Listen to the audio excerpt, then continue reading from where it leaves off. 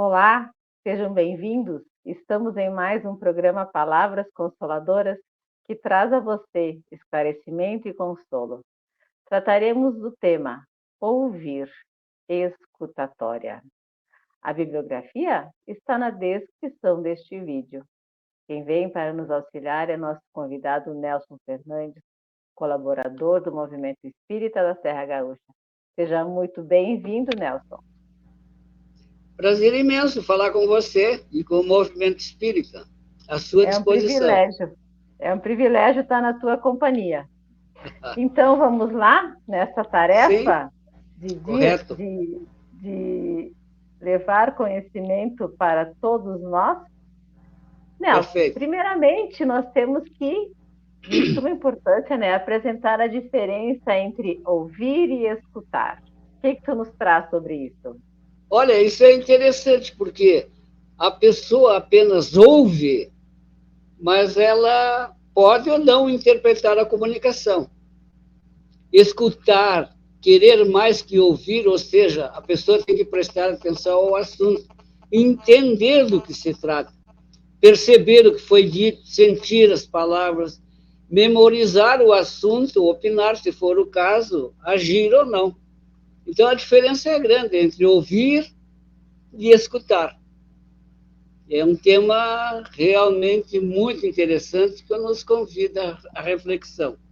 E Emmanuel, ele nos dá uma explicação muito interessante no livro Palavras de Vida Eterna. Ele diz: se desejas, porém, sublimar a possibilidade da acústica da própria alma, estuda e reflete, pondere e auxilia fraternalmente, e terás contigo os ouvidos de ouvir, a que se reportava Jesus, criando em ti mesmo o entendimento para a assimilação da eterna sabedoria. Quer dizer, se eu quero realmente auxiliar, eu tenho que ouvir com a acústica da alma, me colocar no lugar do outro, e aí sim auxiliá-lo naquilo que for necessário. Então é muito interessante, porque nos convida a uma reflexão profunda.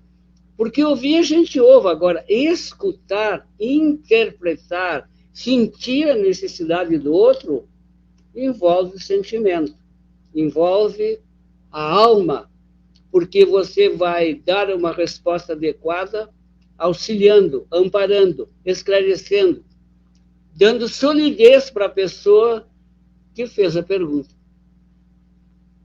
Perfeito. E Jesus sabia tanto disso que ele fala lá no Evangelho, né?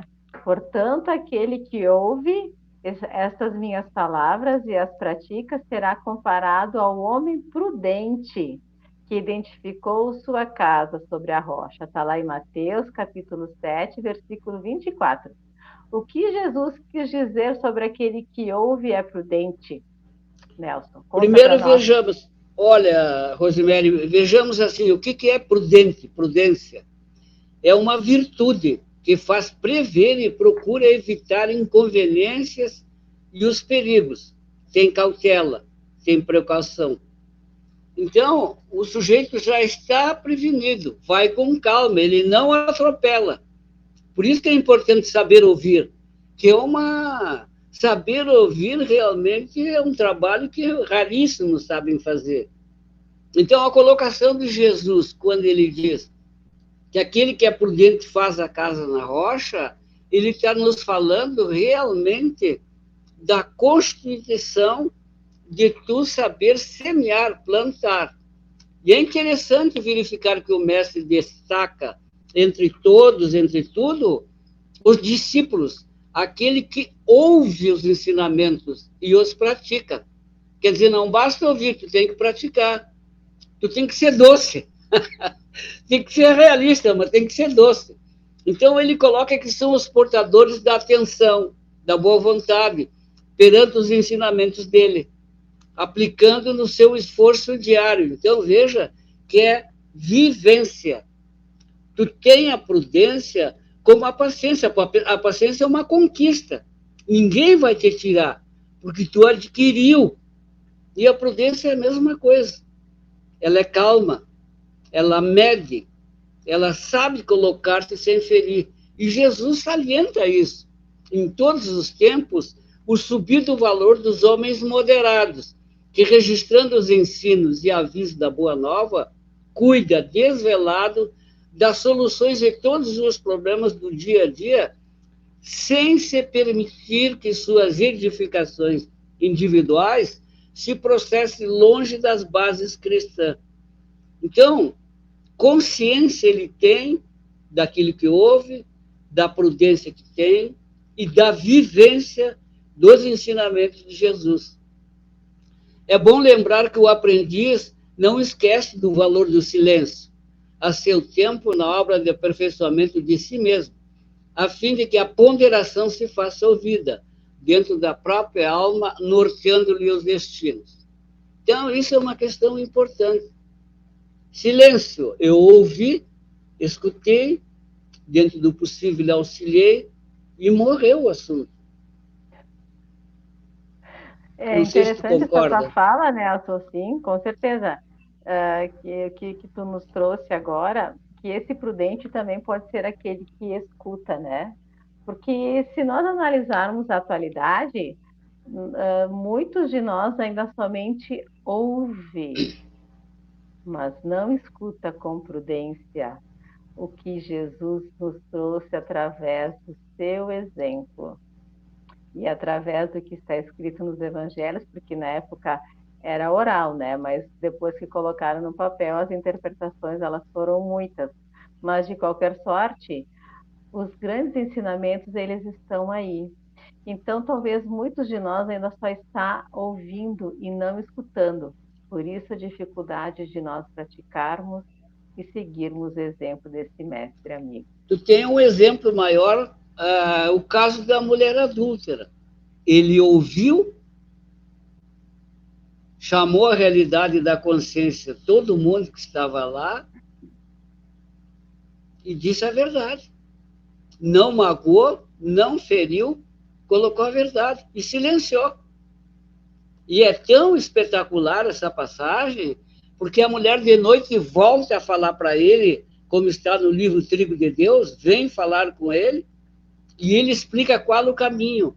E ela acaba fundando uma casa do caminho para atender os necessitados. Por ouvi-lo, por atendê-lo, por aprender com ele a prudência. E depois de 10 anos de atendimento a tantas pessoas necessitadas, o adúltero apareceu lá, culpando Jesus pela desgraça que ele tinha. Mas ele era o problema, ele era o culpado, não ela. Prudência, ouvir, escutar. E Jesus nos dá esse exemplo, como conta a Amélia Rodrigues no livro Trigo de Deus. Quantos ensinamentos que nós possamos escutar. E, Nelson, no Evangelho segundo o Espiritismo, lá no capítulo 9, item 1, Kardec aborda: bem-aventurados os mansos, porque herdarão a terra. Na obra Reformador, de dezembro de 1859, o texto nos diz: ouvindo o Sermão do Monte, nos traz uma perspectiva ampliada. Podes comentar para nós, Nelson, o que nos traz esse texto? Realmente, o Sermão das Bem-aventuranças. E na doutrina espírita, ele tem uma visão ampliada, extraordinária, de auxílio, de amparo, uma conduta de vida.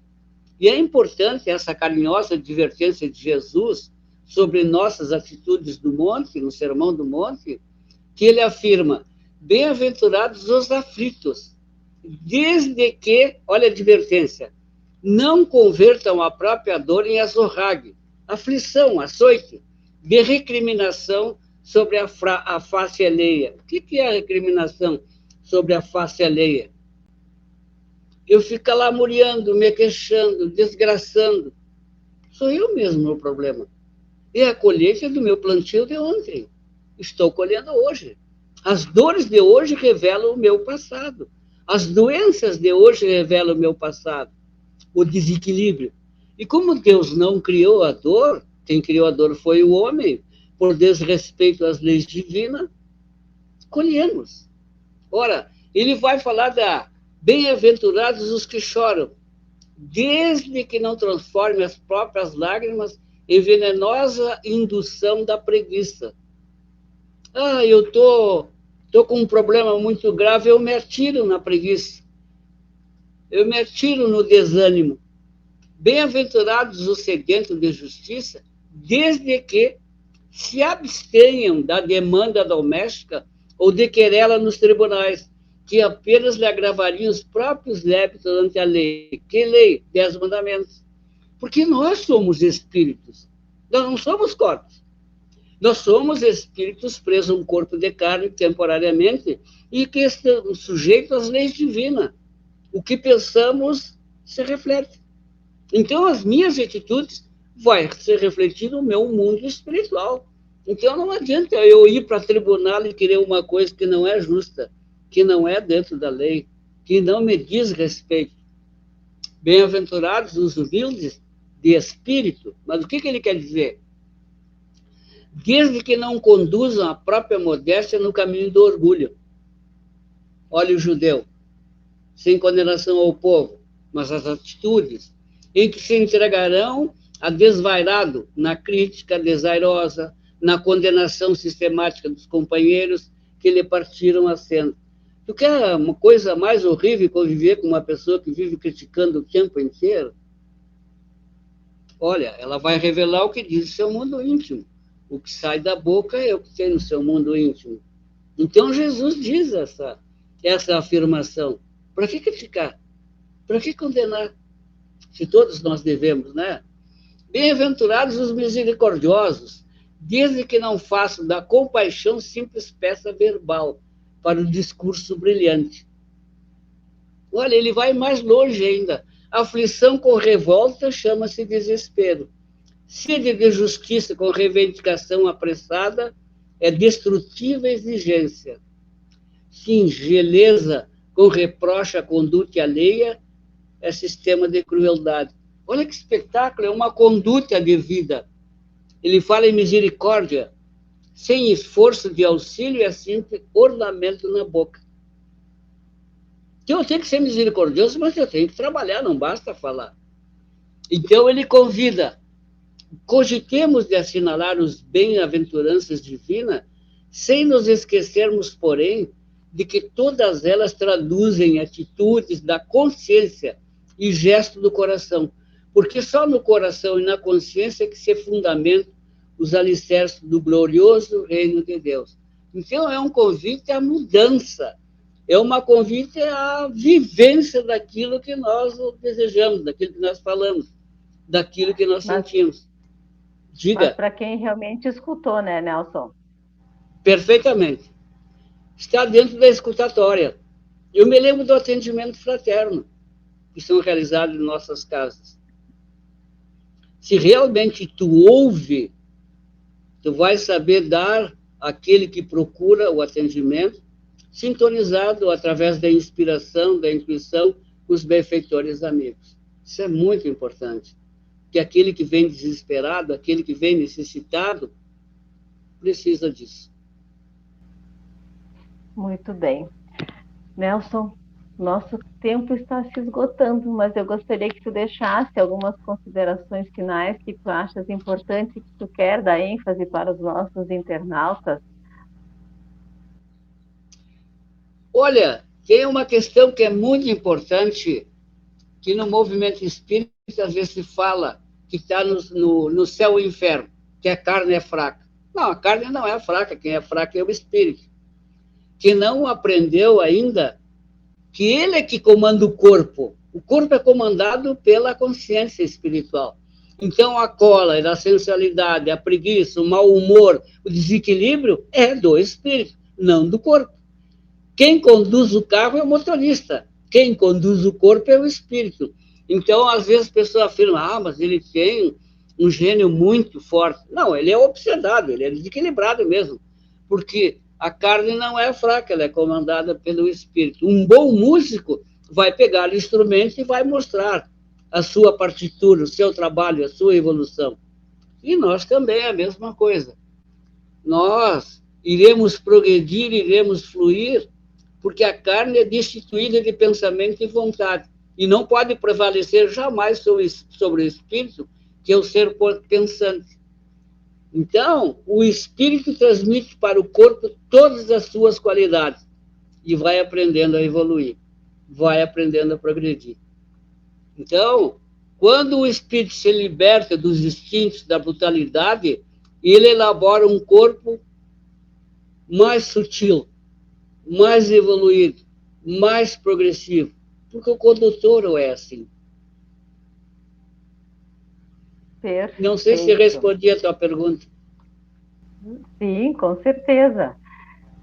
Que a escutatória, a escuta dela, aquela que se importa com o outro, que ouve de coração, é porque é uma conquista do espírito. Esse é o nosso recado, né, Nelson? Verdade, evoluir espiritualmente. Exato. Que é o que todos nós estamos fazendo aqui, né? A luta na escola chamada Terra. Perfeito. Agradecemos, então, a contribuição do nosso convidado Nelson Fernandes. Chegamos ao final de mais um programa. Agradecemos a sua atenção. Um fraterno abraço a todos.